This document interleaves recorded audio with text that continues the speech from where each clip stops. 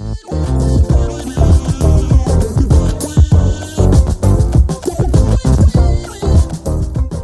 everyone, welcome to another episode of the Safe Aesthetic Practitioner SafeAP's podcast. And today we'll be talking about Korean skincare.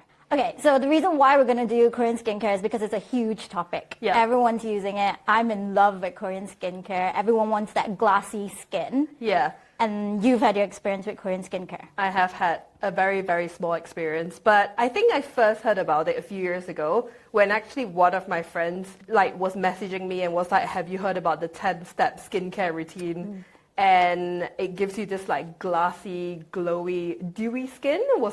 I think the first time I heard about it was back then when I heard about the 10-step.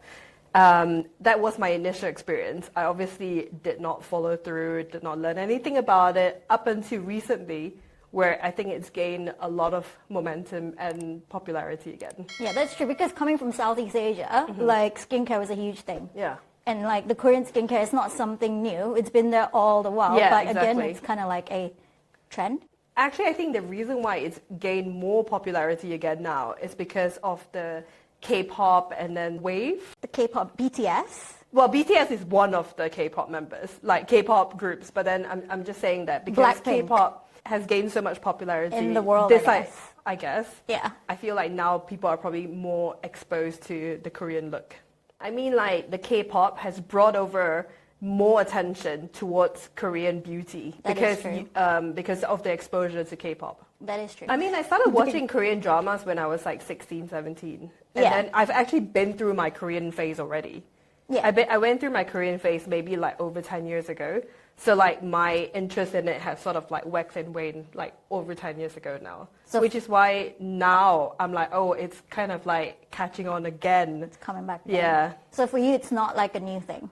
No, but then I think at that point it was the K-pop, then the K-drama was the big thing. I don't think I was that into skincare anyway at that point, so That is I didn't true. really pay attention to that side of things. Are you into skincare now? I mean, it's a bit hard to... I mean, I'm more into skincare than I was back then, but I wouldn't say that I'm definitely into skincare. That is true. I think I got into it because we started our business. Yeah. Yeah. And it was all about initially when we started our business, I thought the injectables or whatever we were injecting our skin was enough. Yeah. But then obviously injecting that into the skin doesn't help if you don't have a base of a healthy skin. Exactly that. Healthy Yeah. glow. And you have to start with the basics before even going to your injectables. Well, I suppose in a way you can do your skin rejuvenation injectables, but you still have to maintain the day-to-day. Yeah. So you can't just expect your skin rejuvenating injectables that you do once maybe every 6 weeks or 12 weeks to then maintain you for the rest of the year. Every day you still have to do something to look after your skin. Yeah, that's true. So that's why I've decided that I'm in love with Korean skincare. I know. I mean, I think you know more about Korean skincare than I do. Okay, I'm not obsessive. I don't do the 10 steps because I can't be bothered. And I won't lie to you. Normally it's just maybe 3 steps for me. I guess 5 years ago, I probably didn't do as... I think 5 years ago, I probably do less than what I do now. Also, I think because we're growing older. Yeah. Our skin is getting hit quite a lot. Yeah. I think now we're taking it more seriously. Mm-hmm. All my allergy issues are coming up. Exactly. That's I not think helping. I regret that a little bit because if I've actually incorporated it earlier in my life. Yeah. I remember there's one time which I feel really bad about. Shout out to Sarah. Sarah, my friend. When I was in med school, I used to make fun of her for wearing SPF. Even when it was cloudy. Yeah. And I was just like, oh, what up? Look who's laughing. I know. Now I'm piling off the SPF.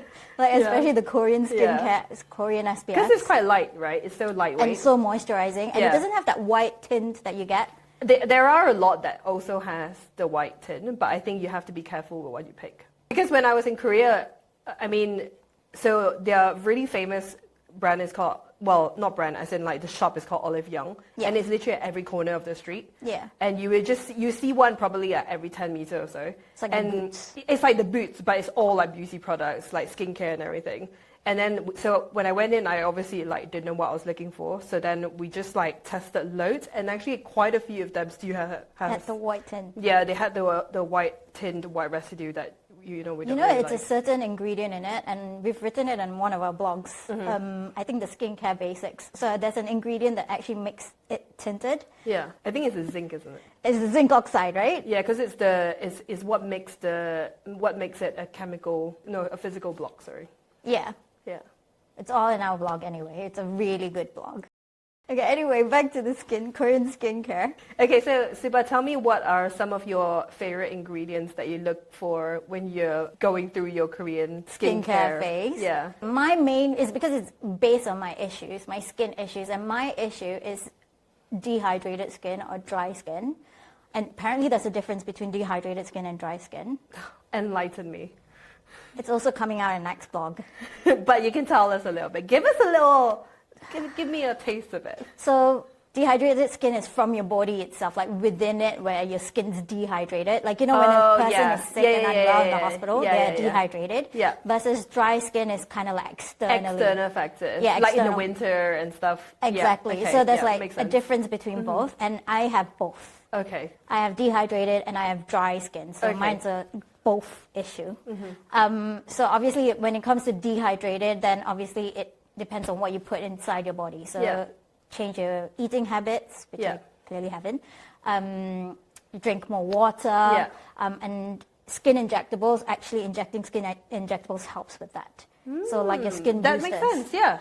Yeah, so they help with them. Yeah. But then when we talk about topical stuff, and I think like Korean skincare is really good because everything, if you actually notice within their ingredients, everything is a moisturizing agent. Like even down to their SPF, you can see like there's hyaluronic acid. It's moisturizing. It doesn't give you that very like thick, dehydrated. And sometimes when you put the SPF off, sometimes I feel like you can peel it off. I don't know if you've had that because I think the whole reason why Korean skincare is so popular is because it's lightweight. A lot of it is very lightweight, and that's what actually contributes to that whole glassy, dewy skin. Yeah. It's because everything is so lightweight that you can pile things on. Like that's how they can get through 10 steps without you feeling like it's so heavy. Because SPF is always the last step anyway. Yeah. So before that point, you would have like gone through so many other products. Yeah. So I think that's probably why they can get away with it, because it's like hydrating with the SPF effect as well. Yeah. So main reason why I like the Korean skincare is because I know they're very moisturizing.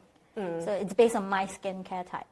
And I feel like, unfortunately, with my skin, it's dehydrated and dry throughout the year. Yeah. It just gets worse during winter, but throughout the entire year, it's dehydrated. It's always dry. It's always like dry. And I think like I sent you a website which like kind of discussed that you should change your products based on your skin type. Yeah. And not only your skin type, but at the time of what is happening to your skin. Yeah. Like what exposures you're having, like if you're having, if it's becoming more dehydrated, because it also changes with the time of year for some people. Yeah.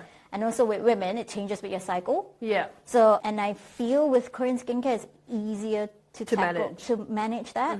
But only because maybe it's a trend now and I'm liking it. But I also like the effects of what I'm putting onto my skin. Yeah. I don't know, do you think there's changes in my skin? I've used it for a couple of months now. I think so. I do feel that your skin has like cleared up. And it looks brighter than it's been, especially during the winter period. Yeah, but I won't lie to you, like I'm not great at keeping a consistent but that's normal though, because like, I feel like it's really difficult to try and set aside half an hour in the morning and in the evening to do like this like 10 steps. Yes. Okay, even if you don't do the full 10 step, because I think one of the steps is like using a face mask. And if you don't have that time to use a face mask in the morning, that's pretty normal. Like, I mean, I leave the house at like 6:30 in the morning. I'm not going to wake up at 5:30 to put a face mask on. That is true.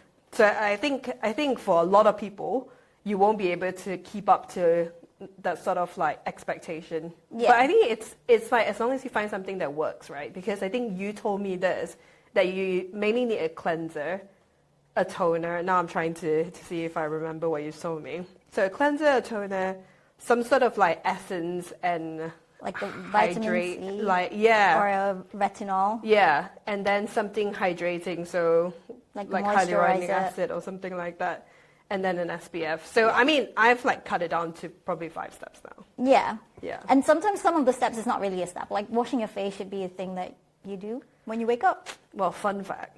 I don't actually wash my face in the morning. I'm sure you know this anyway. I have not washed my face in the morning for at least 10 years. 10 years. Cut that out. No, I honestly I don't. Because I feel like my skin reacts well with it because I like the oil that happens overnight. Really? Yeah, so I've not washed my face in the morning. Don't cut that out. Yeah. So yeah, I've not washed my face for 10 years, yeah. I wake up, I do my brush my teeth and all that stuff, and then I use a moisturizer. So I tone in the morning, I moisturize, and then I SPF and I go out. Okay, so but you do use some sort of thing, right? I mean, I only started using the toner maybe in the past 18 months. That's honestly my first time using a toner was maybe 18 months ago. Do you think that's changed your skin? I think because like you, I was never consistent previously. Yeah. I'm talking, I've only started properly been consistently using a toner for maybe 2 months. Maybe 2 months, but I do think that it has helped with my skin, although I had this allergy episode not too long ago. But overall, I do think that it has helped. Okay. Honestly. Yeah, I agree. But yeah, I mean, I just don't have the time and energy. I never even used to moisturize in the morning. My only thing was SPF. That is the one thing I've been consistent with though. 10 years, I've used SPF every day. Yeah, no, I didn't do that at all. Yeah. I guess the other really good ingredient that is in Korean skincare is rice extract. Oh no, I don't think that's specific to Korean skincare because remember, all those Japanese brands has always been a thing. When we were young, even on TV commercials, we used to see it all the time. So that I've heard about for many years. And they like to use fermented stuff in their skin, their skin, which kind of makes sense because I was reading one article. Apparently, that ferment stuff kind of changes it to lactic acid, and it's kind of like a exfoliation. Yeah, but it's a mild one compared to a very hard exfoliation to your skin. Yeah. Because lactic acid, mandelic acid, glycolic acid, salicylic acid, those are pretty good. Yeah. Gentle exfoliation. They've been doing it for years. Yeah. But I guess they just didn't know what it was, but then.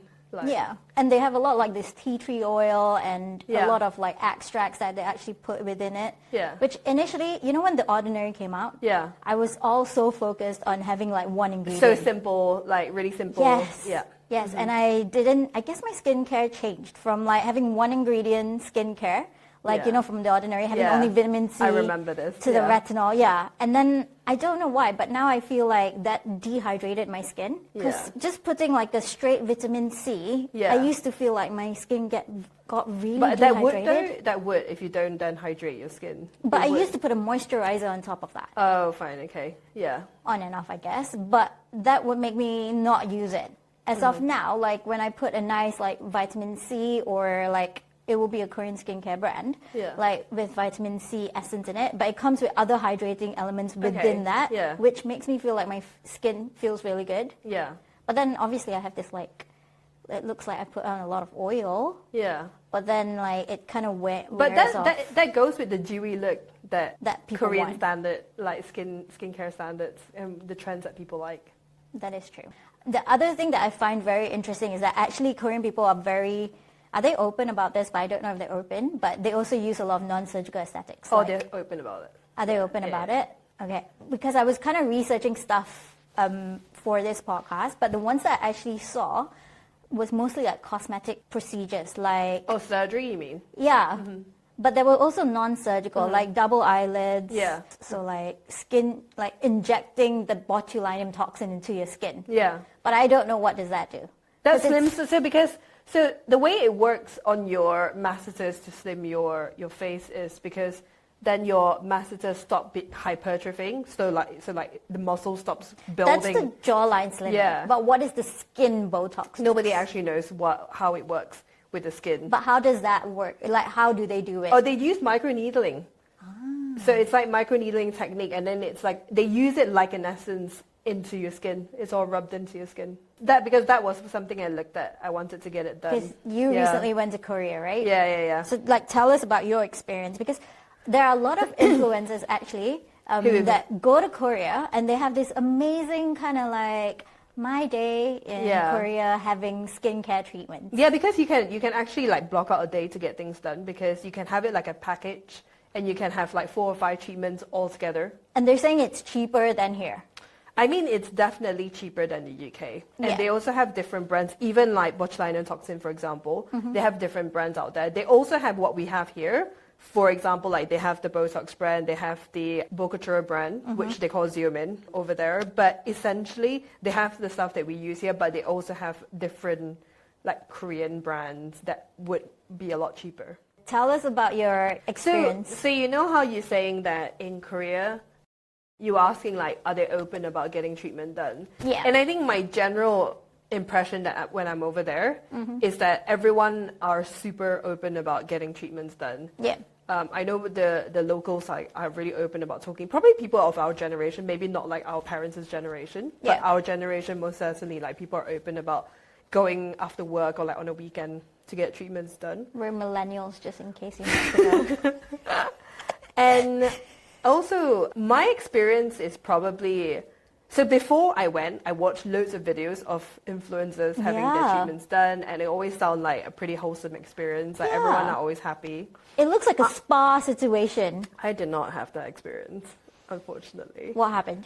So I went with a friend, and I feel like we went to one of those like quite a popular like non-surgical aesthetic clinic that has a few branches, and we went to the one in Gangnam. I would say that whatever standards that we have in this country is not reflected in there at all. So as soon as we walked into this clinic, there were loads of people, and then everyone was just like sitting in rows. So it almost felt like a slaughterhouse situation. Oh, God. You go in, you give your passport, they take down your details, and you have an appointment time, but nobody sticks to an appointment time. Then you go and sit down in those long benches, and you wait for your turn, effectively. Nobody tells you how long you're waiting for. There's people sitting with like cling film on their face, with like numbing cream and stuff. Like people are just like sat all in this like the rows of chairs, Yeah. sofa, and then you wait for your turn, which is usually way past your appointment time. And then somebody will call you, and somebody did come and get us after we asked a few times, like, you know, where are we in the queue and stuff like that. And so many times, whilst we were waiting, my friend was like, I think we should just like not have it done. Because she was so freaked out by the feeling you get. But she's not in aesthetics at all. Yeah. So she doesn't know what to expect, right? Yeah. So like having come from the UK where, you know, when you go for a clinic or you go to a hospital, like nothing ever feels so like, people will tell you what you're expecting. Yeah. Or like, you know, if you're waiting and like you're running late, like they will come and tell you. Yeah. Did So you like she's- pick it from a, like, was it a menu Oh situation? no, we're not even there yet. We're not Oh. even there yet. So then effectively, once you wait until your turn, somebody then comes and get you. They don't tell you what they do. So they just come and then they ask you, like, what do you want? So they don't ask you about your medical history. Like they obviously, they They don't know. give a consultation. They just ask you what you want. So they ask you what you want and like your areas of concern. But at this point, they don't know your allergy status, nothing like that. Okay. And then they present you with this like booklet effectively of all the treatments that they offer.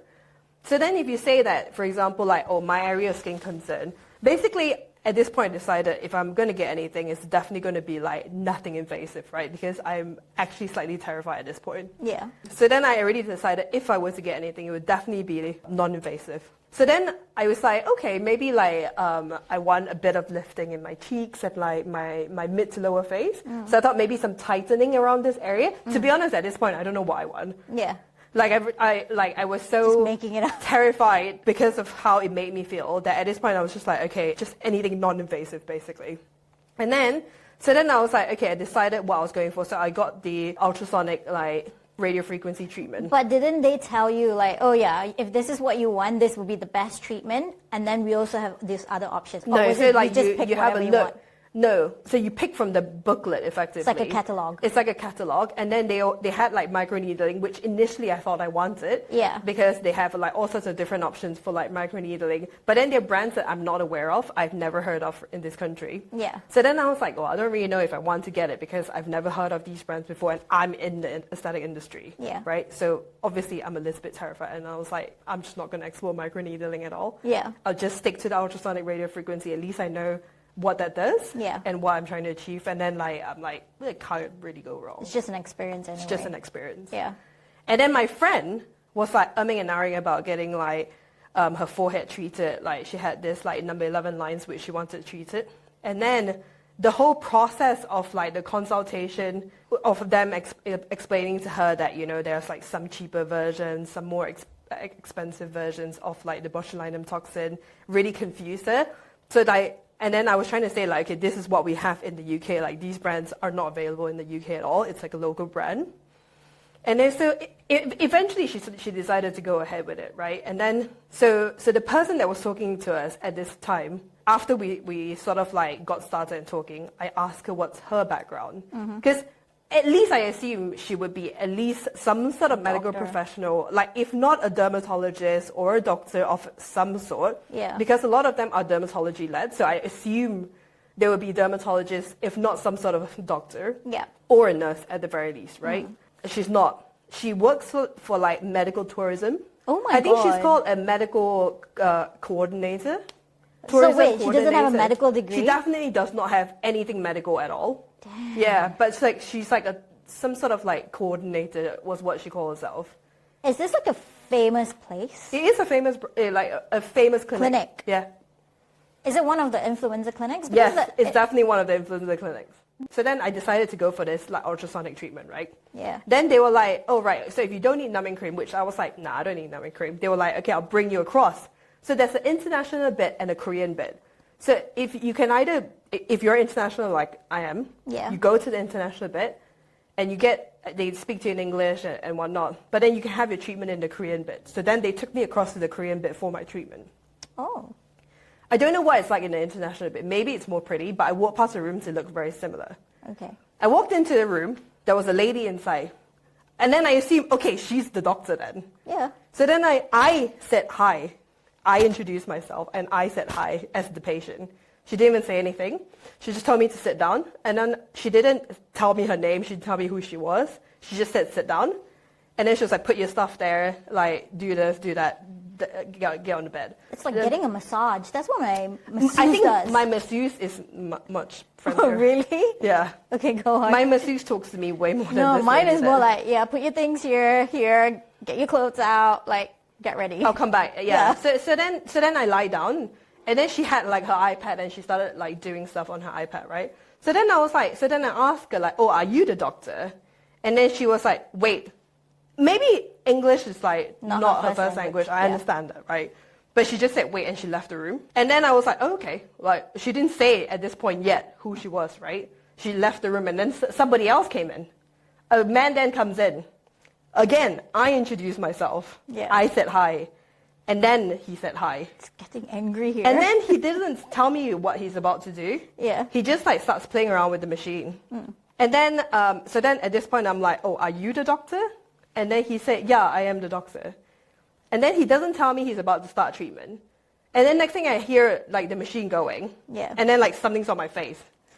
And then I was like, okay, right, I guess we're starting then. Like at this point, no one has told me anything, right? I'm the one asking questions the whole time. Oh, God. I started asking him a few questions like about his background because as you know, here in this country, we would want to know who our practitioner is.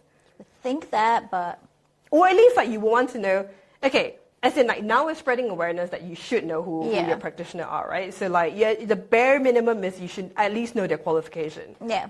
If they're a doctor or if they're not a doctor, like that's like the bare minimum you want to know. If they're a nurse, if they're a dentist, like that is like sort of like a bare minimum, right? Yeah.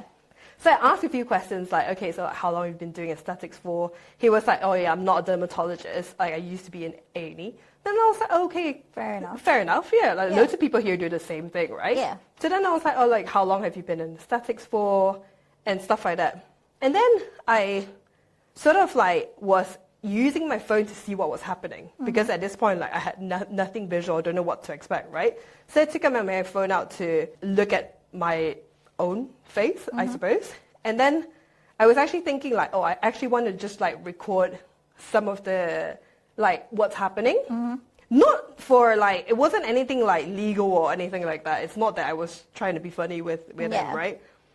And then he got really annoyed that like I wanted to video myself, my own face, not even including him at all. Should have said you were an influencer. And then I was like, oh, right, but, you know, it's like my own face. So, like, I'm not even videoing you or the machine or anything at this point. Yeah. Nothing at all. Anyway, so that was like one like slightly odd experience. And then literally minutes later, because I asked him so many questions about himself, he stopped the treatment. And then he asked me, like, do you have a problem with me? Oh, wow. He literally in those words, like, I'm not even like, this is literally what he said to me. He was like, do you have a problem with me? Maybe it's kind of like a English, like his English wasn't really good, and then it just came off as like... Yeah. Quite... So he said to me, I said, no. Like, why do you think I have a problem with you? And then he was like, you're asking me so many questions about myself. I was like, yeah, but you didn't introduce yourself. I don't even know who you are. I think that's the doctor in you that's talking. No, but then I think it's a cultural thing because in the UK, like, I think it's so... We're so used to the way a doctor-patient relationship is in this country that you would never, ever... You can't, like, imagine going to see a doctor and the doctor not introducing themselves and, like, having... Maybe this was, like, how it was, like, 50, 60 years ago. Yeah. But then I think the culture over there is still very much, like, I'm the doctor, you're the patient, just, like, you just get whatever I tell you. Like, I'll just do whatever I am as a doctor to you as a patient. And you're supposed to just, like, accept it. But I think like, it's very different though. Like I think like people still don't get that aesthetics or getting skin care is a medical thing. Like and like it depends on what kind of skincare. Like the thing that you're getting is a medical treatment. Yeah. Because then I'm thinking about my experience here in the UK, getting my acne stuff dealt with by a big clinic, and that is almost kind of the same experience. Really?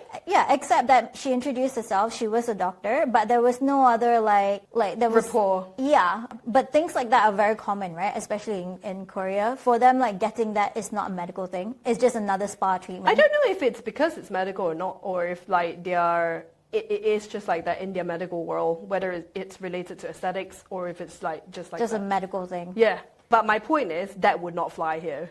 If that happened in this country, nobody would ever go back to see But you. I think if it's a medical thing, because let's be honest, like a lot of the people that we actually see here who get medical aesthetics, they also go to non-medics. And them having that kind of treatment, let's take like the first person that we spoke about, the first person that actually helped us with our app, her experience, where she went to someone to get her lips done. Yeah. Not much questions asked until we told her, you know, it's a serious thing. Like it just doesn't come into your mind because like it's just another skin treatment. Like nobody really understands. It's like going to a nail salon, like to get your nails done. Exactly. No one understands that it's a huge deal. Yeah.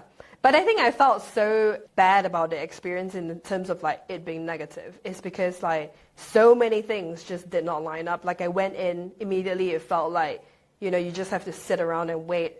Wait, so tell me about the international and the non-international. I don't know what it was like in the international because I never went into the clinic room. Was there like separate? Yeah. So there's a separate entrance. So you walk in, it's like a T-junction, and you turn right for the international, you turn left with your local. Did it look the same? Yeah, it tells you. It tells you like this is for international. No, did it look the same or different? Like, you know? It's similar. It's similar. I would say it's similar. And then like you're saying that the influencers, like which part would they... coming back to that bit about influencer, what I felt really uncomfortable, probably is how I would describe it, is that you go into the clinic room for your treatment. Yeah. And you know how like we are so big on like sterility, cleanliness, you know, like things being, this is the clean zone, this is the dirty zone. So the bed itself was fine, and then the ultrasonic treatment was just behind like where your head end would be. Yeah. And then off to the side of that, it's meant to be like the table for like the injectables and stuff where they put all the drugs. Yeah. And the bin was like overflowing. There was tissue on top of the bin sticking out, and then there was like cotton buds that was like used. All on the side. Stained? I can't remember if it was stained, but it did not look clean. It wasn't like it was it was put tidily. It was just like scattered in the area. And then there was like the metal plates where you, like the plates that you used to put drugs like 50 years ago. They had it on the side, and that was like not tidily put like on the table. It was sort of like just scattered. And then I was just thinking like the influencers clearly did not show that, because that's not aesthetic at all. Okay, but then maybe do you think you went to one that was a little bit cheaper and like... No. I definitely went to one that's like many influencers went to. Oh, many. Okay. Or like... Because actually the point is like I couldn't decide which clinic to go to because there are so many there. Okay, so maybe this is like one clinic experience. It doesn't mean like all clinics. No. Obviously, it's my isolated like experience, right? But my point is like this is not a small clinic. Yeah. This had many branches, and I went to the one in Gangnam. Yeah. Gangnam is like the Mayfair of South Korea. Yeah. Moral of the story, don't always do whatever everyone does. So the thing is that I just couldn't decide which one to go to, right? Because there were so many. Yeah. And if you don't have personal recommendations, then what do? You rely on influencer marketing, right? If only they had SafeAP in Korea. I know. I mean, but also the moral of the story is not always big clinics are great. Yeah, no, because you definitely don't have that distance. It felt very distant. Exactly. Because like when I finished, I was like, okay, so cool. And like when I finished, literally, he just stopped the machine. And then I asked him, oh, are we finished?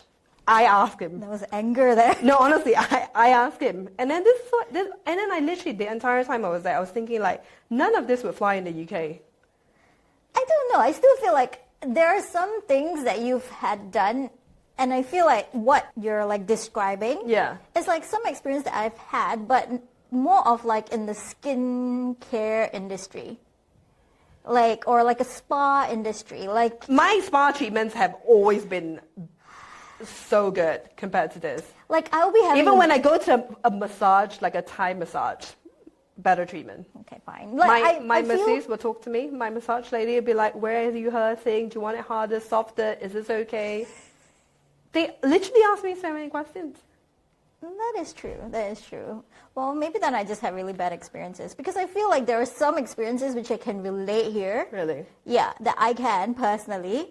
But I guess like it just comes to like choosing the right practitioner. Yeah. And like actually researching who they are, and always like bigger established clinics are not always the best. Yeah. I mean, maybe there will be a price discrepancy where like bigger clinics, they can afford to do more and it'll be a little bit cheaper compared to that one person that spends more time on you, asks you a lot of questions. But I tell you what else I actually heard. What? So, you know the doctor that was doing my treatment. Yeah. When he left the room after we finished, after I asked him if we finished, so I don't speak Korean, right? But I know a lot of like with all the individual words from all my K-dramas.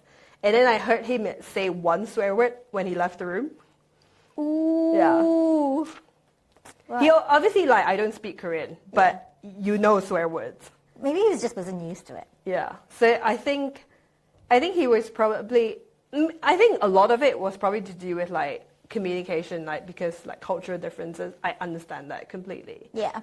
But I feel like to not introduce yourself like as the doctor to a patient, that's like very bare minimum. Yeah. I don't think that I can just say it's a cultural difference. I was like, can I really like pass it off at just being a cultural difference? Like I don't think I can, because I have been to hospitals in Asia before. Yeah. And like it's not like that. Yeah. So I don't think it's a cultural difference on that one. I think it's just basic. You introduce yourself to anyone you meet. But I'm the patient and I introduce myself. Yeah, I know. I don't. And then he didn't ask me about allergies. Didn't ask me about my medical Imagine history. if you had, knock on wood, if you had a complication because of your sensitive skin. Yeah. We all know your skin's sensitive. Yeah. Like, imagine if you had a complication, then what would you have done then? Would you have like just... I don't know. Because like it was like my second last day. I was flying home the next day. Yeah, but did they even give you like emergency numbers? No. Okay, no emergency numbers, no aftercare advice. He literally left the room. Like there was no aftercare advice. Did your friend get the aftercare advice because she was having an injectable? So she didn't even sign a consent form. Oh God. She didn't even sign a consent form doctor? for toxin. Well, she didn't ask. But she didn't even sign a consent form. I just remembered. Because I asked her. I feel like based on the history in the UK, and how the injectables, like, let's be honest, we Yeah. don't have any regulations. I'm betting you there are some practitioners who do that without consent, without explaining a lot of things, just be Yeah. like, it's Yeah. easy, everyone gets it, Yeah. and just get injection done. But I think if you're a healthcare professional, you wouldn't risk your registration that way. Exactly, and people are actually accountable. And Yeah. I think like a lot of people don't see the negative side effects until bam, you get hit with one, and then you'll be Yeah. like, oh no, this is what happened. Mm-hmm. So I think like it's a great learning point. I feel like there are a lot of cultural differences within the Korean area and Yeah. also here. But I think with us, the reason why we know that it wouldn't fly is because we know a lot of healthcare professionals here giving treatments, and none of them will actually act that way. And we haven't Yeah. been to non-healthcare professionals. Yeah. So Yeah. we don't know how it is. Because I'm betting like all this news that comes up, like people getting like injectables in the behind supermarket. So Yeah. that Like one in the car. yeah. I'm assuming like that's how it happens. Yeah, yeah, you're right, probably. But then I guess like it's because I went to like a reputable clinic, Yeah. and therefore That I'm, was I'm shocking, I shocked. guess, I'm yeah. shocked because I went to a proper clinic, And he was a doctor. and he was a doctor. Well, after asking, he is a doctor. Yeah. So Well, you don't know what your friends was. Hopefully it was a doctor. So like I'm shocked because she didn't even sign a consent form. Yeah. Yeah, that's a bit scary. Yeah. But yeah, I guess that's all we have. Yeah. We've talked a lot about it. Yeah. So I guess what I want to know, yes to Korean skincare. Definitely yes to Korean skincare. In fact, after my trip to South Korea, I bought a few things for myself. After your influence. So like I got a toner, I got the snail mucin. I actually got the snail mucin for my mom as well. Does she like it? Yeah, my mom likes it. And the toner. So I gave my mom the same thing that I got for myself. So the toner and the snail mucin. Which toner did you get? Was it the rice extract one? Because you cannot get it here. No, it's not the rice extra one. But the friend that I went to Korea with, like she was up to date. She was like, get this, this, this. I was like, okay. I need to go and see her. Yeah. And the SPF, I got my mom the SPF. Oh, I love the SPF. Yeah. I like especially the roll-on SPF. Yeah. Makes it so easy to apply. Yeah. Less messy in the day, like dirty Yes. fingers and stuff like that. Yeah. Yes, and you don't have to touch it. Oh, Yeah. perfect. Awesome. So yes to Korean skincare, but maybe not. You're not going back for any injectable. I don't know. I feel like now it's too soon, and I'm a bit like put off by the experience. Yeah. But like if you ask me in a year's time, 6 months, a year's time, I probably would say I would probably try it out again. I would just go somewhere else.